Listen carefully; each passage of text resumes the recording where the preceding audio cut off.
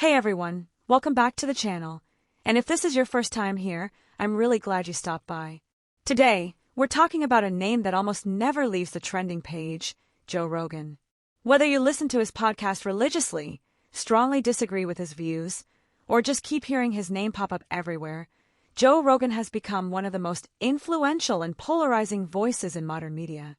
So let's slow things down and really talk about why he matters, why people keep searching for him, and what his rise says about the way we consume information today. Joe Rogan didn't start out as a podcasting giant. His career path has been anything but traditional. He's been a stand-up comedian, a television host, a UFC commentator, and eventually, a podcaster. What's interesting is how all of those roles came together. Comedy taught him timing and curiosity, sports commentary taught him long-form discussion, and hosting taught him how to keep conversations flowing. When he launched the Joe Rogan Experience, it wasn't meant to be revolutionary. It was just conversations. But sometimes, that's exactly what people are craving. One of the biggest reasons Joe Rogan resonates with such a massive audience is the long-form format of his podcast. In a world dominated by short clips, headlines, and sound bites, his episodes can last 2, 3, sometimes even 4 hours. And people actually listen. That alone raises an interesting question. Why do so many of us feel drawn to longer, deeper conversations now? Is it because we're tired of oversimplified takes, or because we want to feel like we're part of a real discussion rather than being talked at? Joe's podcast style is often described as casual and unfiltered.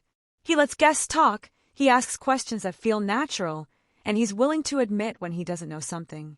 That approach makes listeners feel like they're sitting in the room, listening to a conversation unfold in real time.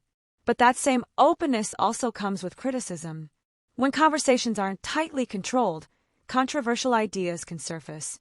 So here's something we're thinking about. Should every conversation be curated and filtered, or is there value in hearing raw, imperfect dialogue? Another major reason Joe Rogan stays in the spotlight is the sheer variety of guests he brings on. Scientists, comedians, athletes, authors, doctors, musicians, politicians, sometimes all in the same month. That diversity keeps the show unpredictable.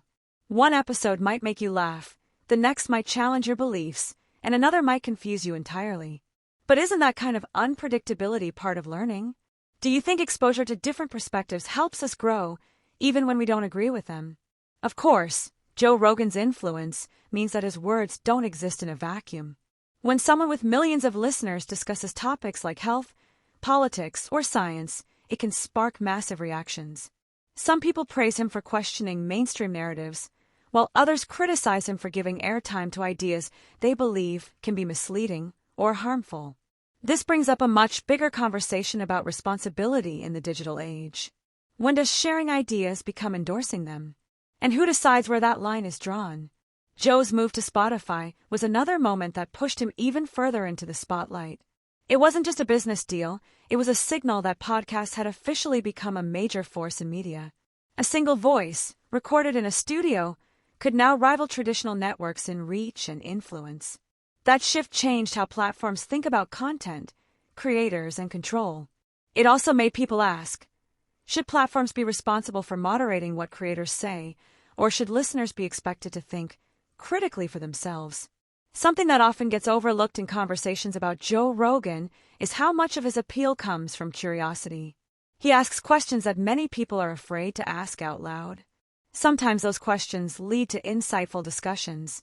Other times, they lead to controversy. But curiosity itself isn't a bad thing. The real issue is how we handle the information we receive. Do we question it? Do we research further? Or do we accept it because it aligns with what we already believe? And that brings us to the audience. Joe Rogan's listeners aren't all the same. They come from different backgrounds, beliefs, and experiences. Some tune in for comedy, some for science, some for debate. That mixed audience makes his platform even more complex. It's not a classroom, it's not a newsroom, it's a conversation space. But can a conversation space influence public opinion as much as traditional media? And if so, should it follow the same rules?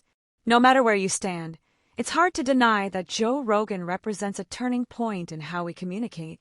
He's part of a shift away from polished, scripted media toward longer, more personal dialogue. That shift has its benefits and its risks. It invites deeper thinking, but it also demands more responsibility from listeners. We're no longer passive consumers, we're active participants in shaping how ideas spread. So let me ask you this. Do you see Joe Rogan as a symbol of free conversation in a controlled media world, or as a reminder of how powerful unfiltered platforms can be? Or maybe he's a bit of both. There's no single right answer, and that's what makes the discussion interesting. If you enjoyed this video and found it thought-provoking, please give it a like. It really helps the channel reach more people. Share it with someone who loves media, podcasts, or cultural discussions.